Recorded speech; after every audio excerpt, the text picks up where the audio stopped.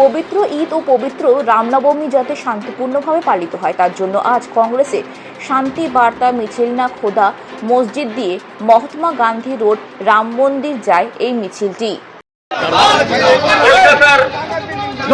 ঐতিহাসিক নাকোদা মসজিদ থেকে পশ্চিমবঙ্গ প্রদেশ কংগ্রেস আয়োজিত প্রদেশ কংগ্রেস সভাপতি শুভঙ্কর সরকারের নেতৃত্বে একটি শান্তির মিছিল, সম্প্রীতির মিছিল, সদ্ভাবনা মিছিল ধীরে ধীরে রাম মন্দির এগিয়ে চলেছে।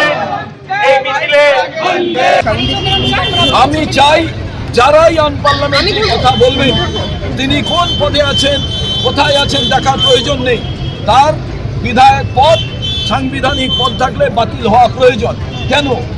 তাকে দেখে অনেক মানুষ তাকে অনুকরণ করে, তাকে দেখে অনুকরণ করে। তিনি যদি অবিবেচক কথা বলেন, এটা কোনো কথা? মুসলমান সম্প্রদায়ের বিধায়কদের কেন তৃণমূলের প্রত্যেকটি বিধায়ক থানায় গিয়ে এফআইআর করলেন না? কেন অবস্থানে বসলেন না? যারা মন্ত্রী আছেন, তৃণমূলের মুসলমান মন্ত্রী আছেন, বিধায়ক আছেন,